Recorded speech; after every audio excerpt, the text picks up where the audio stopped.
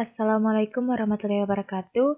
My name is Meriana Septiawati. My registration number is A1M218061. In this video, I will explain about social skills in chapter 11. There are three main points in this chapter. First is social skills and embedded curriculum. Second is 5 strategies for fostering social skills development. And the last is troubleshoot in the cooperative classroom. Okay, the first, social skill and embedded curriculum. How do we help students develop social skills for successful cooperative learning and for successful beyond school? In this curricular approach, the teacher teaches lessons specifically on the social skills.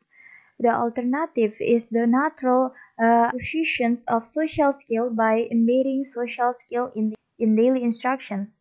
By embedding social skills in how we teach and how students learn, students acquire the important social skill while they are doing their math or science or social studies with little or no time of the regular curriculum. Next, there are 5 strategies for fostering social skills development. First is structures and structuring. Structures. Many structures have social skills built into their steps. As teachers regularly use structures, students practice social skills in a natural context. Let's examine a simple example.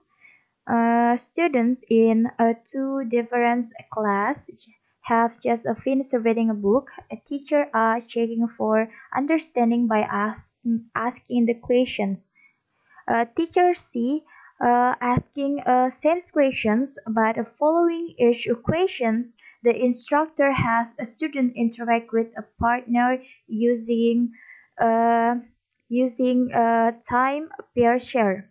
If the teacher uses only their perspective teaching strategies for the entire years, the students in teacher C will leave class having developed a range of social skills. Next, structuring.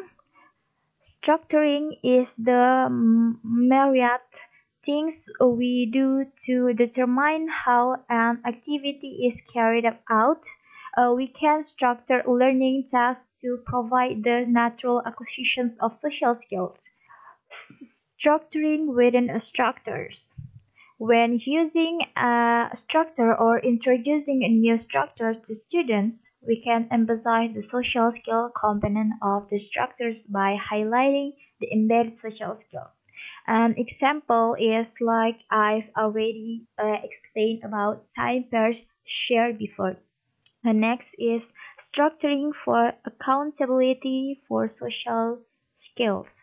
If we want to hold students accountable for a social skill, we should giving their a compliment. Next is structuring for good teamwork. The top 10 tips to be a good teammate, black line to share with students. First is be a team player, ask for help, be a good helper, keep the team on task, compliment teammates, have a positive attitude, watch teammates, listen to teammates, piggyback on each other, and apologize. Next, rules and gambits. Strategy 2. A cooperative learning rule is an assigned actions or tasks for students to fulfill. This is a brief overview of the dozen social rules. You can pause the video if you think I am too fast because I just want to show a picture. Encourage, praiser, cheerleader, gatekeeper, coach, question commander, checker, focus keeper, a recorder, reflector, quiet captain, materials monitor. Next, gambits. Generate and record gambits.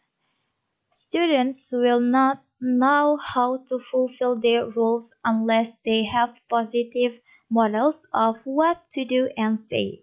Students need to know the gambits for the rule, what it sounds like and look like to fill the role well.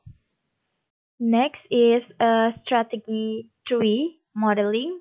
First, teaching modeling. To model any for a team or for a whole class, we role play the skill for the class. Second is models group. We look for positive social skills. Third is students model. Some students realize public attentions. And last is role plays and simulations. Role plays, simulations, and skits are useful ways to model social skills. Next, as you can see in the box, we have a broken positive reinforcements into three categories.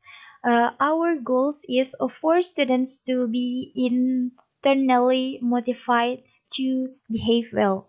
We want them to use the social skills because they feel good or caring or capable or confident when they do that. If students are not using their social skills, little extrinsic reinforcements may be a gentle nudge in the right directions. Next, strategy 5, reflections and planning.